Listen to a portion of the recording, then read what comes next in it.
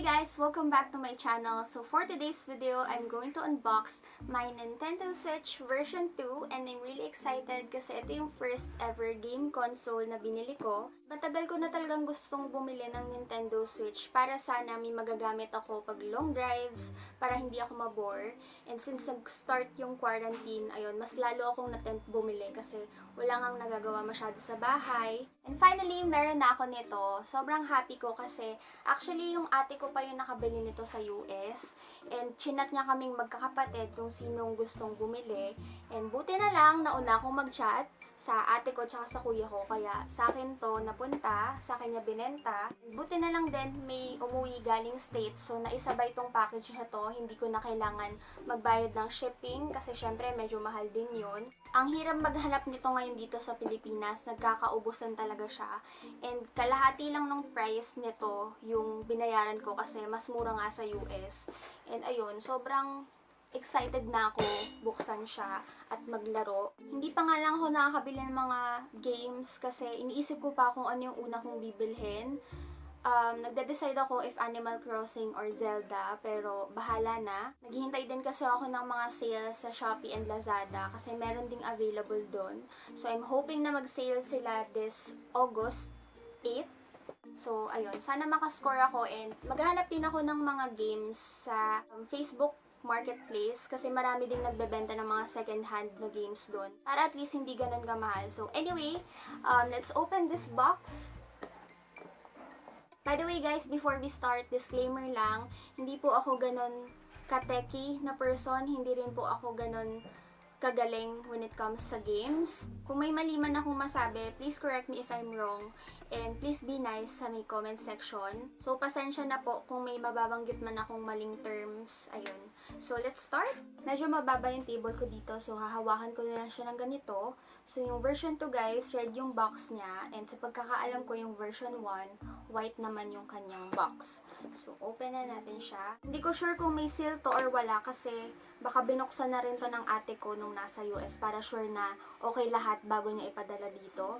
So, open na natin and tada! Patong na natin dito sa table para hindi ako mahirapan. So, first is ito, yung console.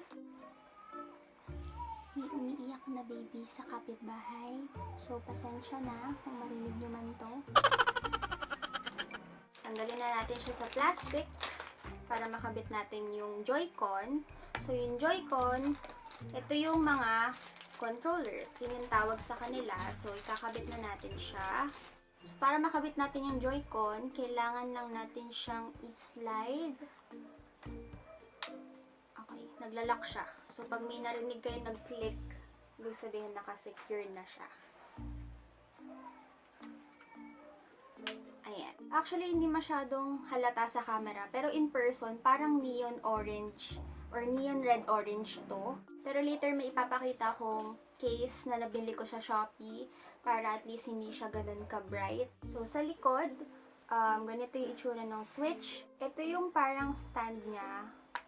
Ayan. Sa side. Tapos, sa likod nito, andito yung micro SD slot. So, medyo nanood na rin kasi ako ng mga reviews ng Nintendo Switch. Kaya, kahit paano, medyo familiar na ako kung nasan yung mga ports, ganyan. Dito naman sa baba, nandito yung saksakan para sa charger. Dito naman sa taas, nandito yung power button. And then, ito yung sa volume.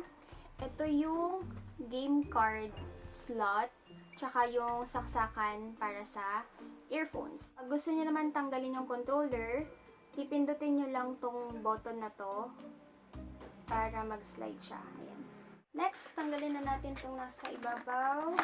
So, ito naman yung laman sa loob. So, check na natin siya. So, we have here itong manual. We have here itong dock. So, ganito yung itsura niya. Ayan. Sa likod, andito yung connector nung HDMI, USB, AC adapter. Kasi ito yung kailangan mo pag i-connect mo siya sa TV. So, i-slide mo dito sa loob yung Nintendo Switch. So, next, meron din tayo dito HDMI cable.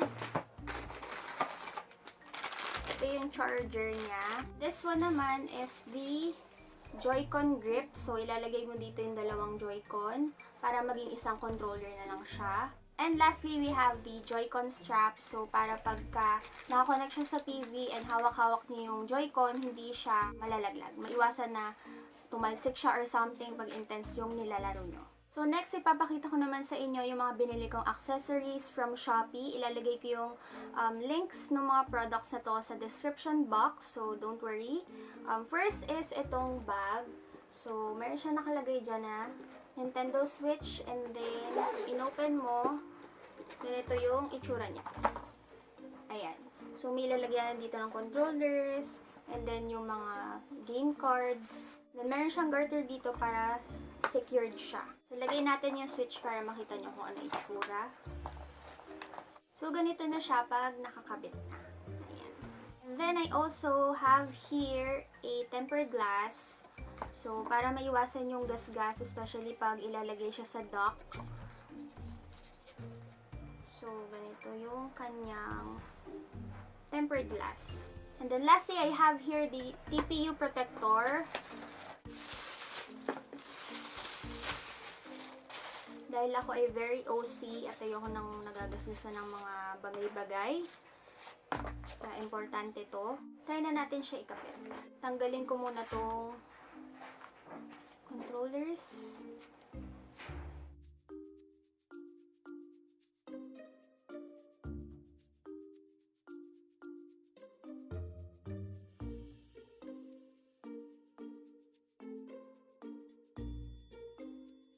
Ito na itsura niya, guys. Sobrang ganda.